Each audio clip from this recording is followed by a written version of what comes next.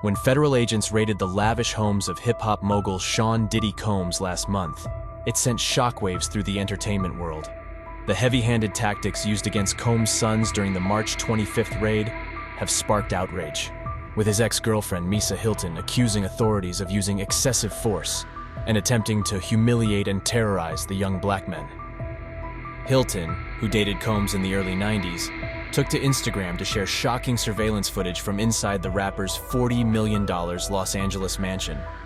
The videos capture a scene straight out of an action movie. Federal agents clad in tactical gear swarming the property, guns drawn as they detain Combs' sons Justin and Christian. The visuals are jarring, to say the least. We see 30-year-old Justin, Combs' son with Hilton, surrounded by agents with laser sights trained on his chest. His younger brother Christian, 26, is handcuffed against a wall, an agent's firearm pointed at the back of his head. It's a tense, highly militarized response that has Hilton and Combs' legal team crying foul. If these were the sons of a non-black celebrity, they would not have been handled with the same aggression, Hilton proclaimed. Her words cut to the heart of the matter. Was this brutal show of force motivated by racial bias? Or was it a justified response given the severity of the allegations against Combs? The search warrants executed in LA and Miami were reportedly part of a federal sex trafficking investigation targeting the Grammy-winning artist and producer. While no charges have been filed, Combs is facing a slew of civil lawsuits, 4 in the last 6 months alone, accusing him of a range of misconduct. The details of these suits remain murky, cloaked in secrecy by confidentiality agreements and protective orders. His legal team maintains his innocence, dismissing the raid as an unprecedented ambush and a witch hunt based on meritless accusations. They argue the overwhelming police presence and excessive show of force was unwarranted, traumatizing Combs' employees and loved ones needlessly. On the other side, federal authorities would likely contend their response was commensurate with the potential crimes under investigation. Sex trafficking is among the most heinous offenses in the legal code, with perpetrators facing decades behind bars if convicted. As a wealthy celebrity with abundant resources, authorities may have calculated an overly restrained approach, risked a violent confrontation or a brazen attempt at escape or destruction of evidence. The aggressive tactics could also be viewed as a strong deterrent against any potential witness intimidation or cover-up by Combs' deep-pocketed legal army. With his estimated $90 million net worth, a less forceful raid might have invited an army of lawyers seeking to hinder and obstruct the investigation through legal maneuvers.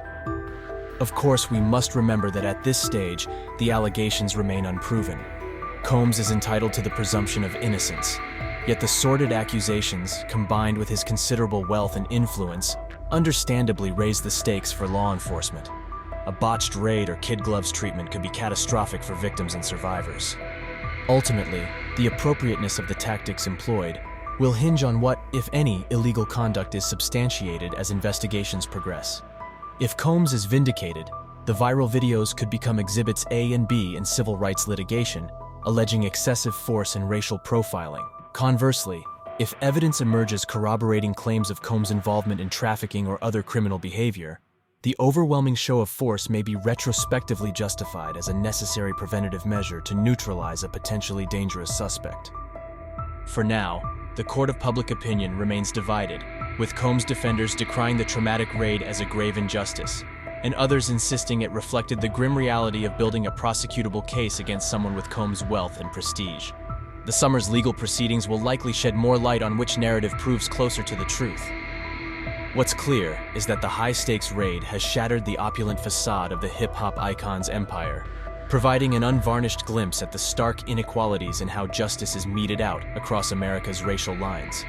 As Misa Hilton so poignantly asked, "How many times have we seen young, unarmed black men not make it out of these types of situations alive?" It's a chilling question that cuts to the heart of the outrage, a sobering reminder of the fine line law enforcement must tread to uphold public safety without resorting to unnecessary brutality, especially when race is inextricably intertwined.